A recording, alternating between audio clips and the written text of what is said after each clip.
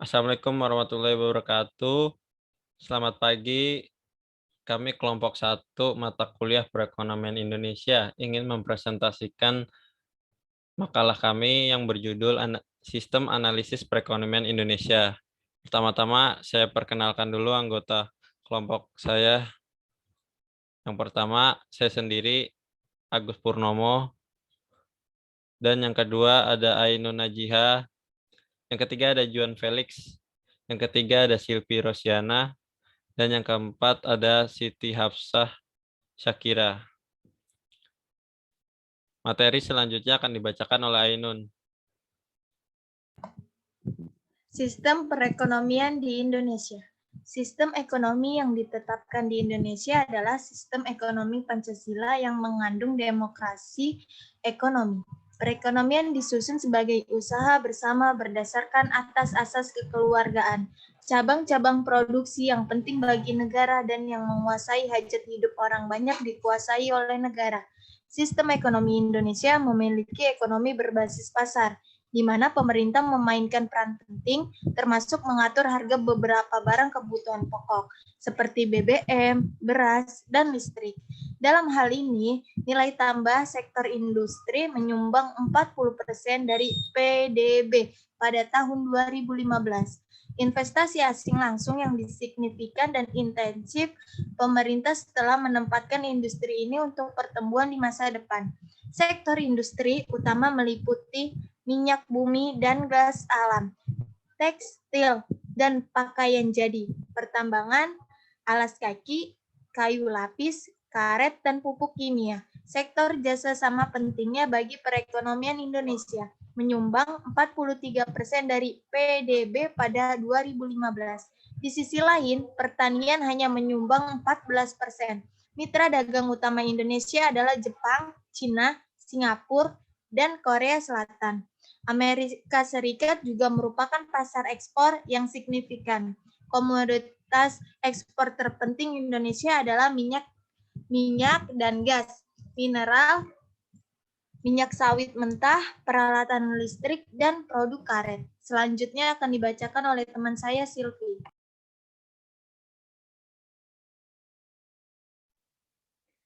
Analisis sistem-sistem ekonomi yang diterapkan di berbagai negara. Pengertian sistem ekonomi menurut Dumatri 1996, pengertian sistem ekonomi menurut Dumatri adalah suatu sistem yang mengatur serta menjalin hubungan ekonomi antara manusia dengan seperangkat kelembagaan dalam suatu tatanan hidup. Sistem ekonomi merupakan bagian dari kesatuan ideologi politik liberalisme dengan rejim fungsi-fungsi yang harus dijalankan selama berlangsungnya proses kegiatan ekonomi. Sistem ekonomi seperti fungsi-fungsi produksi, konsumsi, distribusi, investasi, dan regulasi. Selanjutnya akan dibacakan oleh teman saya yaitu Syakira.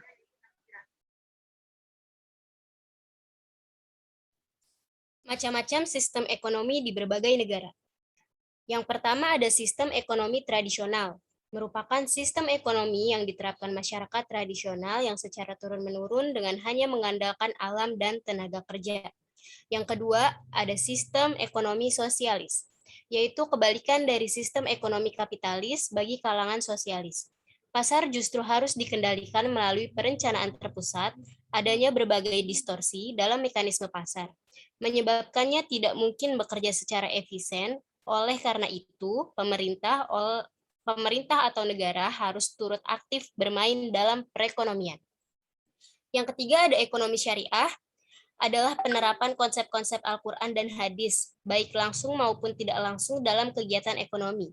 Negara yang di mana penduduknya mayoritas Muslim mencoba untuk mewujudkan suatu sistem ekonomi yang didasarkan Al-Quran dan hadis. Yang keempat, ada sistem ekonomi kapitalis, merupakan suatu ekonomi di mana kekayaan yang produktif terutama dimiliki secara pribadi dan produksi terutama dilakukan untuk dijual. Yang kelima ada sistem ekonomi campuran, itu sistem yang mengundang beberapa elemen dari sistem ekonomi kapitalis dan sistem ekonomi sosialis. Dan yang terakhir ada sistem ekonomi Pancasila, adalah sesuatu hal yang dijiwai oleh ideologi Pancasila dengan berlandaskan kekeluargaan dan gotong royong. Sistem ekonomi yang diterapkan beberapa negara memang sesuai dengan filosofi hidup negara yang berkaitan. Begitu pula dengan Indonesia. Selanjutnya akan dibacakan oleh teman saya, Agus Purnomo. Analisis sistem-sistem ekonomi dualisme. Menurut J.H. Boeke, Indonesia mengalami dualisme ekonomi atau dua sistem ekonomi yang berbeda dan berdampingan kuat. Dua sistem tersebut bukan sistem ekonomi transisi, di mana sifat dan ciri-ciri yang lama makin melemah dan yang baru makin menguat, melainkan kedua-duanya sama kuat dan jauh berbeda. Selanjutnya akan dibacakan oleh Ainun. Dualisme adalah konsep yang menunjukkan adanya jurang pemisah yang kian antara negara-negara kaya dan miskin, serta di antara orang-orang kaya dan miskin pada berbagai tingkatan di setiap negara. Pada dasarnya, konsep ekonomi dualisme ini terdiri dari 4 elemen kunci sebagai berikut. Beberapa kondisi berbeda terdiri dari elemen superior dan inferior, hadir secara bersamaan atau berkoeksistensi dalam waktu dan tempat yang sama. Inilah hakikat dari konsep dualisme. Contoh penerapan konsep dualisme ini antara lain dapat dilihat pada pemikiran A. Lewis tentang koeksistensi metode-metode produksi modern di kota metode tradisional di perdesaan, koeksistensis kelompok elit yang kaya raya dan terdidik dengan banyaknya orang-orang miskin yang buta huruf. Adanya koeksistensis antara negara-negara industri yang serba makmur yang berkuasa dengan negara-negara agraris kecil yang miskin serta lemah di dalam perekonomian internasional. Yang kedua, koeksistensi tersebut bukanlah satu hal yang bersifat sementara atau transisional, melainkan suatu hal yang bersifat baku, permanen atau kronis. Koeksistensi ini juga bukan merupakan fenomena sesaat yang akan mengikis seiring dengan berlalunya waktu. Artinya, elemen yang superior memiliki kekuatan untuk mempertahankan superioritasnya, sedangkan elemen yang inferior tidaklah mudah untuk meningkatkan posisinya. Dalam kalimat lain, koeksistensi internasional antara kaya dan miskin bukanlah hanya merupakan suatu fenomena sejarah yang akan membaik dengan sendirinya bila saatnya sudah tiba. Selanjutnya akan dibacakan oleh teman saya, Silvi. Dualisme adalah konsep yang menunjukkan adanya jurang pemisah yang kian antara negara-negara kaya dan miskin, serta di antara orang-orang kaya dan miskin pada berbagai tingkatan di setiap negara. Pada dasarnya, konsep ekonomi dualisme ini terdiri dari 4 elemen kunci sebagai berikut. Yang pertama, kadar superioritas serta inferioritas dari masing-masing elemen tersebut bukan hanya tidak menunjukkan tanda-tanda akan berkurang, melainkan bahkan cenderung meningkat. Sebagai contoh, kesenjangan produktivitas antara para pekerja di negara-negara maju dengan negara pekerja di negara-negara berkembang tampaknya semakin lama semakin besar. Yang kedua, hubungan saling keterkaitan antara elemen-elemen yang superior dengan elemen-elemen yang inferior tersebut terbentuk dan berlangsung sedemikian rupa, sehingga keberadaan elemen-elemen superior sangat sedikit atau sama sekali tidak membawa manfaat untuk meningkatkan kedudukan elemen-elemen yang inferior. Dengan demikian, apa yang disebut sebagai prinsip penetasan kemakmuran ke bawah, trickle down effect, itu sesungguhnya sulit diterima. Bahkan di dalam kenyataannya, elemen-elemen superior tersebut justru tidak jarang memanipulasi, mengeksploitasi ataupun mengecat elemen-elemen yang inferior. Jadi yang mereka kembangkan justru keterbelakangannya. Selanjutnya akan dibacakan oleh teman saya, Siti Hafsah Sakira. Berdasarkan konsep-konsep di atas, dualisme dapat dibedakan menjadi 4, yaitu yang pertama, dualisme sosial. Dualisme sosial merupakan temuan penelitian dari seorang ekonom Belanda, J.H. Boeke, tentang sebab-sebab kegagalan dari kebijaksanaan ekonomi kolonial Belanda di Indonesia. Kegagalan kebijaksanaan ekonomi liberal yang diterapkan Belanda pada tahun 1870 dalam upaya untuk memperbaiki tingkat kesejahteraan masyarakat Indonesia, terutama di Jawa, menjadikan kebijaksanaan kolonial ditinjau kembali secara intensif. Yang kedua ada dualisme teknologi. Dualisme teknologi adalah suatu keadaan di mana di dalam suatu kegiatan ekonomi tertentu digunakan teknik produksi dan organisasi produksi yang modern dan sangat berbeda dengan kegiatan ekonomi lainnya. Dan pada akhirnya akan mengakibatkan perbedaan tingkat produktivitas yang sangat besar. Yang ketiga ada dualisme finansial. Dualisme finansial ini menunjukkan bahwa pasar uang di NSB dapat dipisahkan ke dalam dua kelompok, yaitu pasar uang yang memiliki organisasi yang baik atau organis money market, dan pasar uang yang tidak terorganisir, yaitu anorganis money market. Dan yang keempat ada dualisme regional. Dualisme regional adalah ketidakseimbangan tingkat pembangunan antar berbagai daerah dalam suatu negara. Ketidakseimbangan ini sebenarnya terdapat juga di negara-negara maju, tetapi keadaannya tidaklah separah seperti yang terjadi di NSB. Selain itu, di negara-negara maju ketidakseimbangan itu cenderung bertambah kecil. Selanjutnya akan dibacakan oleh Agus.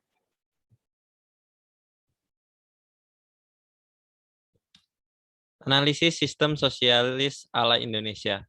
Sistem ekonomi sosialis merupakan suatu sistem ekonomi yang dalam pelaksanaannya diatur langsung oleh pihak pemerintah. Di dalam sistem ini, semua kegiatan perekonomian sepenuhnya merupakan tanggung jawab suatu negara atau pemerintah pusat. Selanjutnya akan dibacakan oleh Ainun.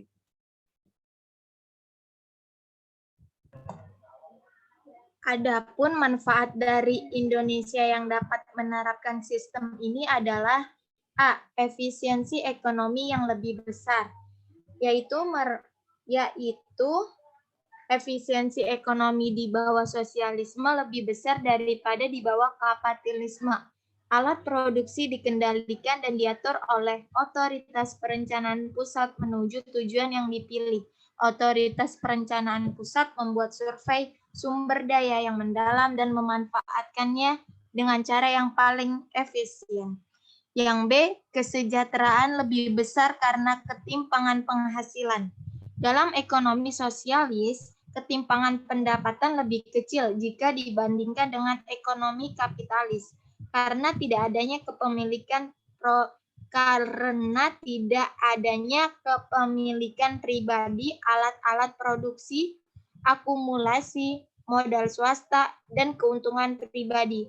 Semua warga negara bekerja untuk kesejahteraan negara dan masing-masing dibayar remunerasinya sesuai dengan kemampuan, pendidikan, dan pelatihannya. Semua sewa, bunga, dan keuntungan dari berbagai sumber masuk ke negara yang membelanjakannya untuk kesejahteraan publik.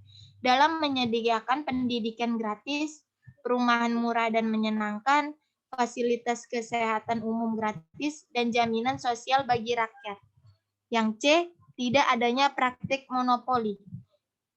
Keuntungan lain dari sosialisme adalah bahwa ia bebas dan praktik monopoli dapat ditentukan dalam masyarakat kapitalis. Karena di bawah sosialisme, semua alat produksi dimiliki oleh negara, persaingan dan monopoli dihilangkan. Eksploitasi oleh monopoli, tidak ada alih-alih monopoli swasta. Ada monopoli negara dari sistem produktif, tetapi ini dioperasikan untuk kesejahteraan rakyat. Di pabrik-pabrik milik negara, komoditas yang bermanfaat secara sosial diproduksi dengan kualitas tinggi dan harga yang masuk akal. Yang D, tidak ada fluktuasi bisnis. Ekonomi sosialis bebas di fluktuasi bisnis. Ada stabilitas ekonomi karena produksi dan konsumsi barang dan jasa diatur oleh otoritas perencanaan pusat sesuai dengan tujuan, target, dan prioritas dari rencana tersebut. Jika tidak ada kelebihan atau pengangguran seperti kelebihan dan kekurangan ekonomi kapitalis. Selanjutnya akan dibacakan oleh teman saya, Silvi. Adapun contoh dari sistem sosialis ini yaitu yang pertama, pemerintah mengendalikan kegiatan ekonomi. Yang kedua, Semua keputusan terkait barang dan jasa yang akan diproduksi diputuskan oleh pemerintah. Maka dari itu dapat kita simpulkan bahwa kelebihan dari sistem ini adalah pemerintah bebas untuk menentukan produksi sesuai kebutuhan masyarakat. Sedangkan kelemahan di sistem ini ialah tidak adanya kebebasan yang memiliki sumber daya yang berkompeten. Selanjutnya akan dibacakan oleh Syakira.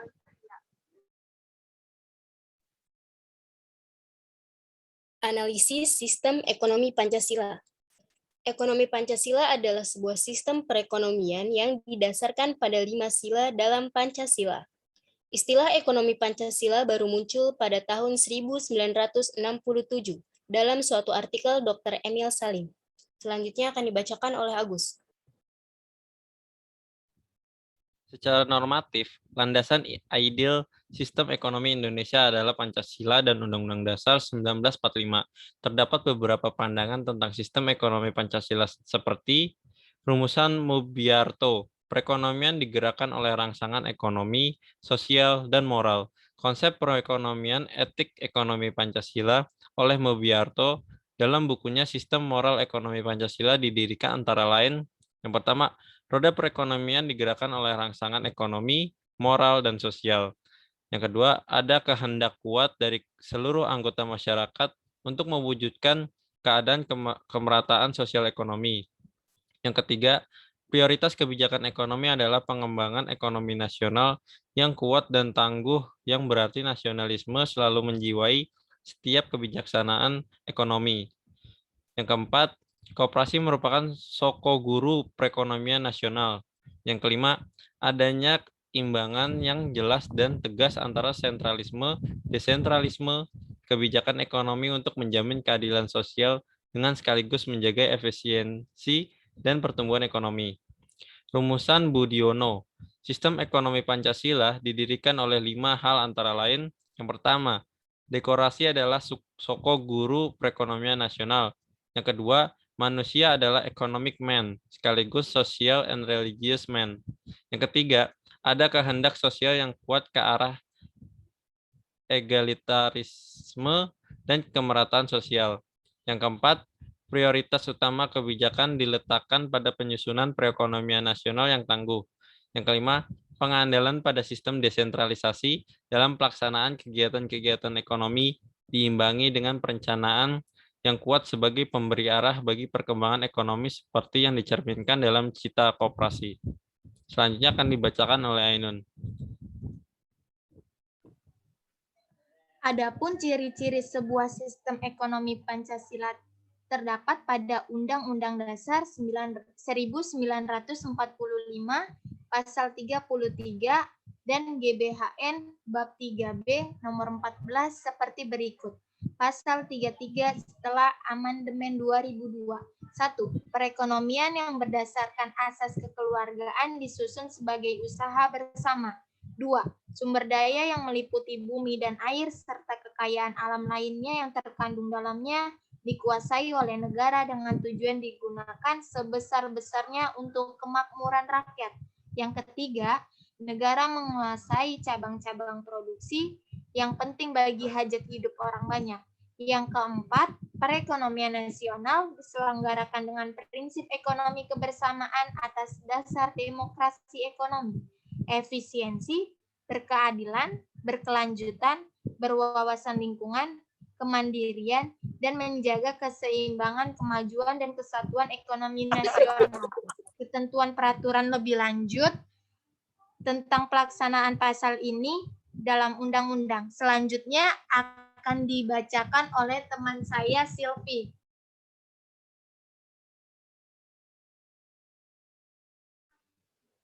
GBHN Bab 3B Nomor 14.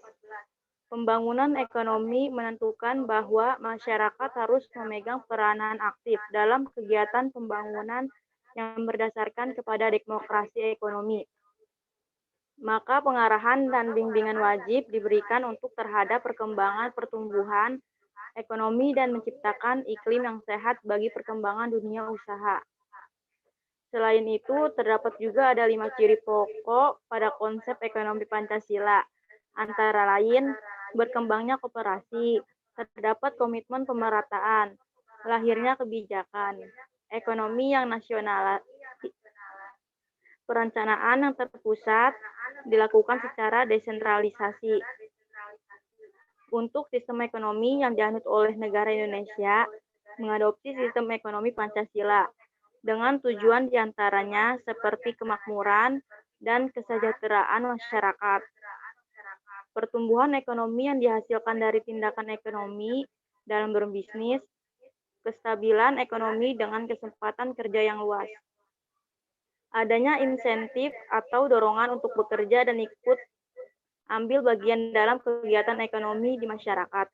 Adanya koordinasi yang efektif dan efisien terhadap proses produksi, konsumsi, dan investasi, contohnya dalam menanggapi adanya perubahan cara produksi atau pola kebutuhan masyarakat. Selanjutnya dibacakan oleh Syakira.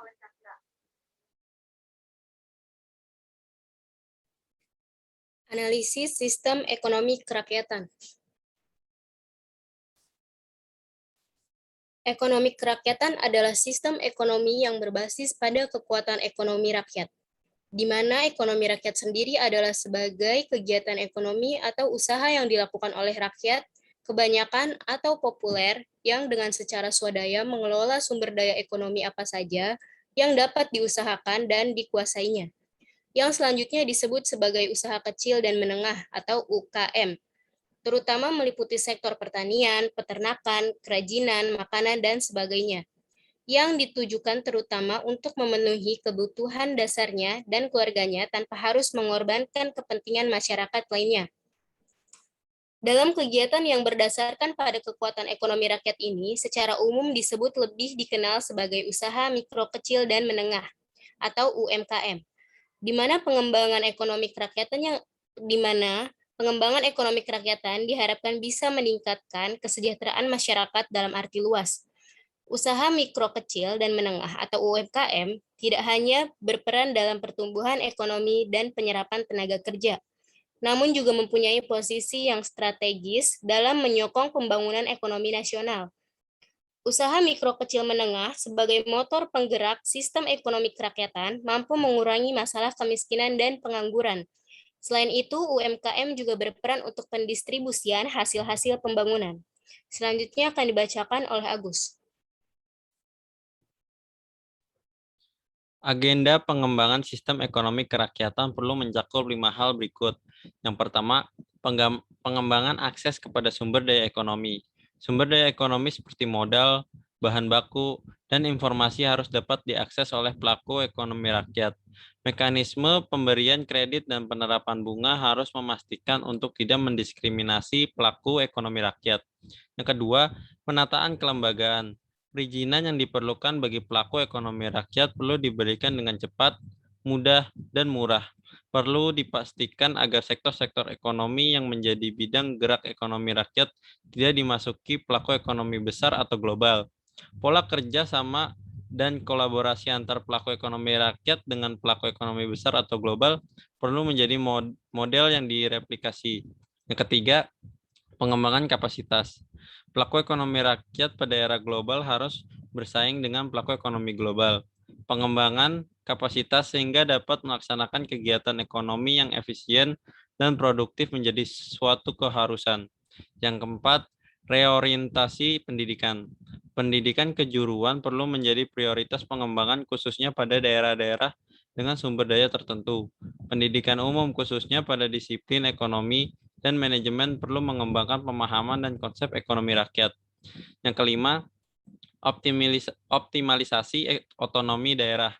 Otonomi daerah perlu menjadi peluang untuk mengembangkan kebijakan ekonomi lokal yang sesuai dengan karakteristik sumber daya ekonomi yang tersedia.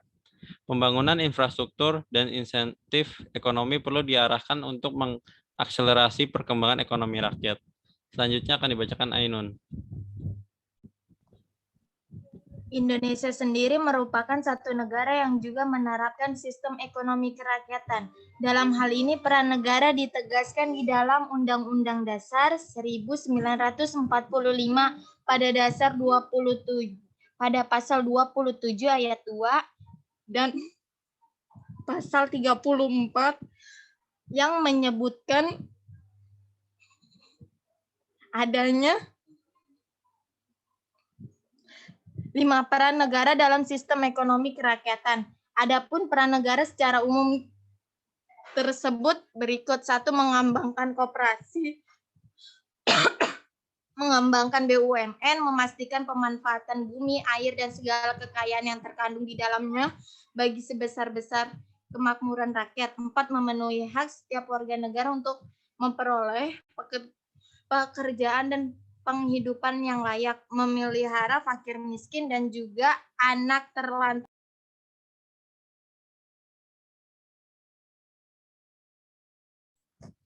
Terima kasih atas perhatiannya. Sekian presentasi dari kelompok kami. Wassalamualaikum warahmatullahi wabarakatuh. Untuk yang ada pertanyaan, silahkan ditanyakan. Terima kasih.